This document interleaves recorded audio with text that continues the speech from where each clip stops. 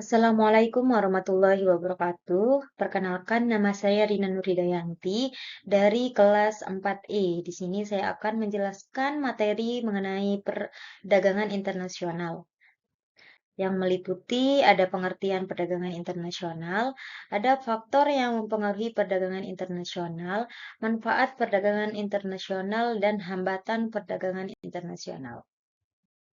Yang pertama, ada pengertian perdagangan internasional. Secara etimologis, perdagangan adalah segala bentuk kegiatan menjual dan membeli barang atau jasa di suatu tempat yang di sana terjadi keseimbangan antara kurva permintaan dan penawaran pada satu titik yang biasa dikenal dengan nama titik equilibrium.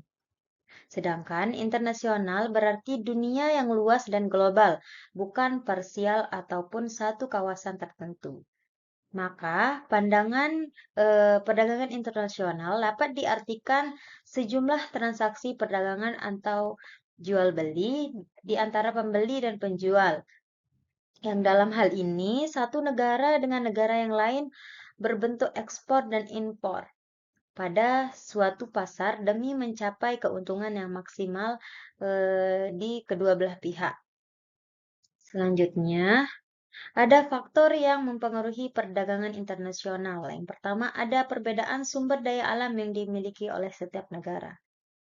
Sumber daya alam yang dimiliki oleh masing-masing negara tidak sama dan mengakibatkan perbedaan hasil produksi dan dari negara tersebut. Misalnya, Arab Saudi tidak mampu menghasilkan sayur mayur, maka mereka mengimpor dari negara di kawasan Asia yang dapat menghasilkan sayur mayur. Indonesia memiliki peluang untuk menjual hasil dari hutan ke negara lain. Yang kedua, ada perbedaan tingkat kualitas sumber daya manusia. Ketersediaan sumber daya alam memerlukan daya dukung kemampuan sumber daya manusia. Suatu negara yang mempunyai sumber daya manusia yang dilihat terutama dari segi kualitas, maka akan menghasilkan barang dan jasa dengan mutu atau kualitas yang lebih baik. Yang ketiga, ada perbedaan ilmu pengetahuan dan teknologi, yaitu negara yang menguasai ilmu pengetahuan dan teknologi akan mampu memproduksikan barang dan jasa yang bermutu dan efisien dibanding dengan negara yang tidak menguasainya. Ilmu pengetahuan dan teknologi dapat menghemat biaya produksi, jumlah barang, dan kualitas barang. Terus, yang keempat ada perbedaan budaya suatu bangsa. Perbedaan budaya suatu negara akan sangat mempengaruhi barang yang dihasilkan. Misalnya, seni ukir dan batik Indonesia merupakan daya tarik sendiri bagi negara lain untuk membeli barang tersebut. Terus, demikian juga keramik Cina menjadi daya tarik tersendiri bagi negara lain. Terus yang terakhir ada perbedaan lain yang mempengaruhi perdagangan internasional, yaitu perbedaan harga barang, perbedaan upah dan biaya produksi, serta perbedaan selera. Selanjutnya ada manfaat perdagangan internasional. Yang pertama, setiap negara dapat memenuhi kebutuhan akan barang dan jasa. Yang kedua, setiap negara dapat menciptakan spesialisasi produk yang membuat barang produksi yang khusus yang memiliki ciri khas yang tidak dapat dihasilkan oleh negara lain. Yang ketiga, ada penduduk dari negara yang melakukan perdagangan akan mendapatkan barang dengan mudah dan harga murah. Yang keempat, yaitu mendorong kegiatan produksi. Setiap negara berusaha memperluas pemasaran barang hasil produksi. Apabila pemasaran semakin luas, maka produksi dapat ditingkatkan sehingga permintaan terpenuhi.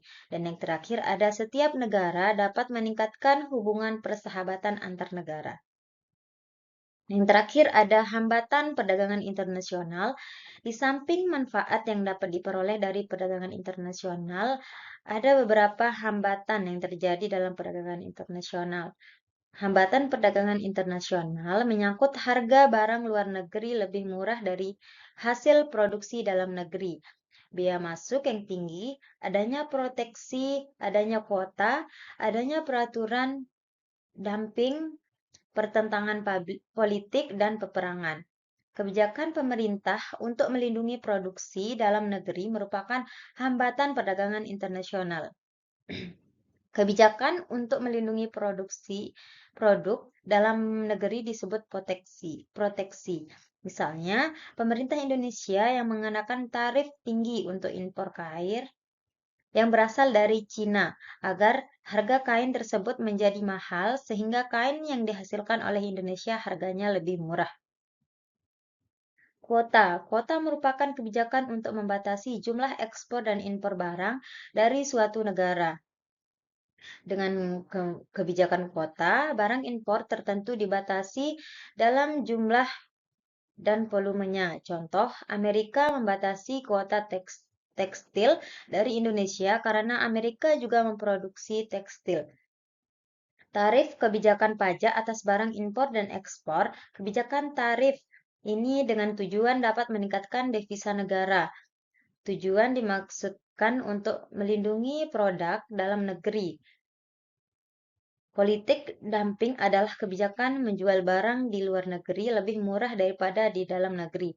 Kebijakan ini dapat meningkatkan devisa negara. Mungkin hanya ini yang dapat saya sampaikan. Kurang lebihnya saya mohon maaf. Wallahul muwaffiq ila aqwamit thoriq. Wassalamualaikum warahmatullahi wabarakatuh. Bye bye.